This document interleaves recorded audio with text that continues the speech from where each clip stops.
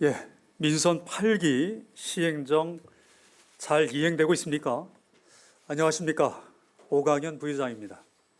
김인수 의장님과 동료 의원 여러분, 먼저 시정질의 기회를 주신 것에 대해 감사의 말씀을 드립니다. 그리고 참석해 주신 김병수 시장님과 국과장 및 공직자 여러분, 50만 김포 시민 여러분들께도 감사의 말씀을 드립니다. 어느덧 민선 8기도 4번의 행정감사 중에서 두 번째 행정감사를 마무리하게 되었고, 민선 8기 1년을 마무리하고 2년차를 맞이하는 시기가 되었습니다. 우리가 과거를 되돌아보는 가장 큰 이유는 과거의 과오를 반복하지 않고 실패를 거울 삼아 미래로 나가기 위함입니다.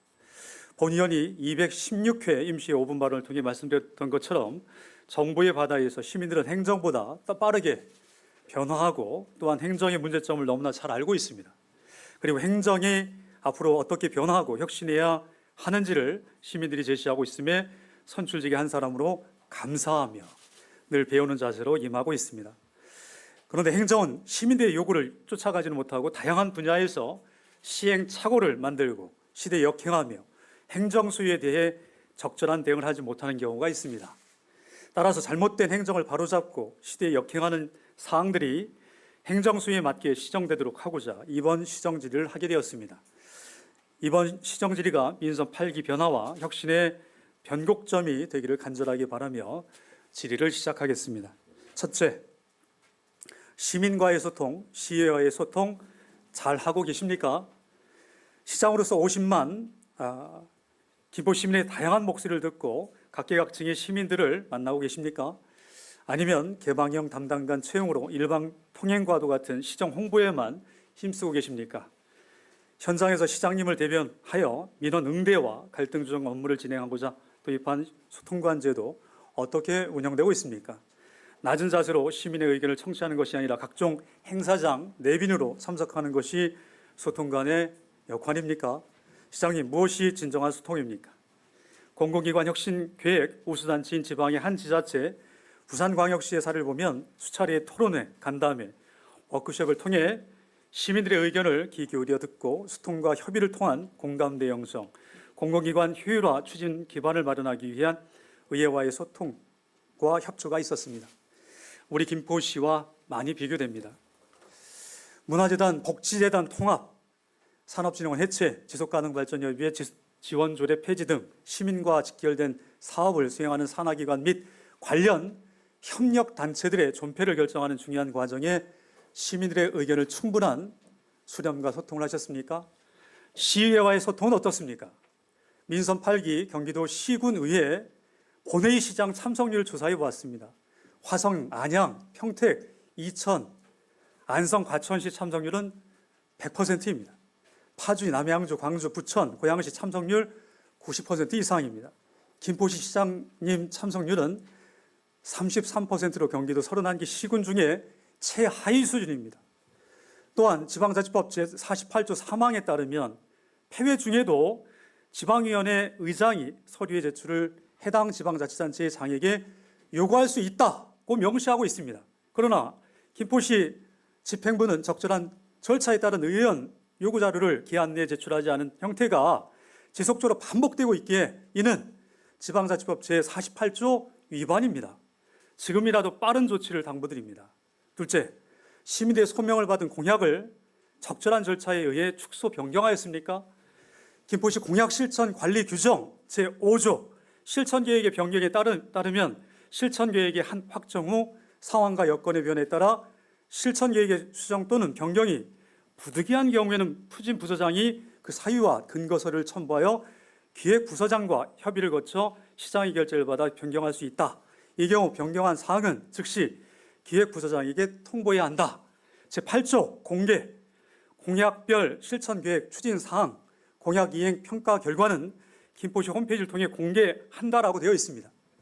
아울러 제7조 시민평가단 구성 등 시장은 공약의 성실한 이행을 위하여 실천계획의 수립, 보완, 변경의 검토 및 개선 방안 자문, 이행 여부 평가 등의 기능을 수행하기 위해 30명 이내에 시민평가단을 구성 운영할 수 있다고 규정하고 있습니다. 김병수 시장을 뽑은 10만 명의 김포 시민들은 전 국회의원 정책부장은 김병수가 아닌 시장의 공약상을 믿고 더욱 발전하는 김포시, 삶의 질이 향상되는 김포시가 되기를 희망하며 소중한 한 표 한 표를 행사했을 것입니다. 시장님의 당초 공약 64개를 56개로 축소했다면 관련 절차를 준수하셨습니까? 그리고 해당 사유에 대해 시민들에게 공개하고 설명하셨습니까? 아니라면 이 또한 규정 위반입니다. 셋째, 재정 부족을 걱정하는 김포시, 줄줄 새고 있는 세수는 어떻습니까? 기업지원과는 지난 2022년 6월 소공인 복합지원센터 구축을 위해 건물 임대 계약을 체결하고 같은 해 11월 리모델링 공사를 완공 후 7개월이 지난 현재까지도 운영되지 않고 있습니다. 김포시는 지난 2021년 5월 중소벤처기업부에서 실시한 2021년 소공인 복합지원센터 구축 운영사업 모집 공고에 국비 25억을 확보한 이후에 수요조사와 신규 설비 도입을 이유로 6개월의 사업기간을 연장하고 기업인 요청에 따른 운영위원회 구성과 도입장비 재선정 등을 이유로 다시 한번 사업기간을 1년 연장, 총 1년 6개월의 사업기간을 연장하였으며 소공인의 기업활동 지원에 사용해야 할 월 1,600만 원, 총 1억 1,200만 원의 임대료와 관리비가 낭비되고 있습니다. 더욱 안타까운 것은 시재정의 낭비는 소공인 복합지원센터뿐만이 아닙니다. 김포 운양동 한승센터 1층 근린생활시설은 21년 공용 오피스 구축이 계획되어 기본 및 실시 설계를 완료하고 내부 시설 공사를 진행하고 있던 22년 8월 시청사 부족을 이유로 모든 공사를 중지하고 현재까지 공실 상태로 활용되지 못하고 있으며 통진읍 행정복지센터 또한 신청사 개청 준비에 따른 충분한 준비가 시간이 있었음에도 불구하고 신속한 대책 마련 및 준비 미숙으로 구 통진 행정복지센터 부지 또한 수개월째 활용되지 못하고 있습니다. 원랜드 별청의 상황도 심각합니다. 시청사 종합 배치 계획에 따르면 원랜드 임차 청사 이전은 24년 9월에서 12월에 예정되어 있으나 청사 이전 계획과는 맞지 않은 계약으로 27년 8월까지 약 3년 동안 울며 겨자 먹기로 월 5천만 원, 총 18억의 임대료를 쓰지 않고도 내야 하는 실정입니다. 시장님, 일의 순서가 있습니다. 세금이 불필요하게 쓰이거나 낭비되고 있지 않은지 공유재산 및 행정재산의 운영에는 문제는 없는지를 내 집 살림을 챙기듯이 먼저 챙겨야 합니다. 마지막으로 김포시의 출자 출연 기간 운영 정상화 언제쯤 가능한 것입니까? 김포시는 지난 3월 제223회 임시회 발의 안건으로 김포문화재단 및 운영에 관한 조례 전부 개정 조례안을 상정하였습니다. 이에 시의회는 시민의 대의기관으로서 행정안전부의 지방공공기관 혁신 지침에서 제시하는 방향과 김포시가 추진하고 있는 산하기관 통폐합의 방향성이 실제 일치하고 있는지 지방공공기관 혁신 보고대회에서 선발된 우수 사례 등을 바탕으로 재점검의 필요성과 논쟁의 소지가 있는 산하기관 관계 조례들을 폐지하는 데 있어 절차적 번거로움을 이유로 하나의 조례안에 붙이고로써 그 외 조례들의 폐지 내용을 담은 것은 심도 있는 의안심사의 필요성을 감안하면 절차적으로 적절하지 않다는 의견 등으로 부결한 바가 있습니다. 시장님, 소통과 대안이 없는 설익은 시책 시행은 무모한 모험에 지나지 않습니다.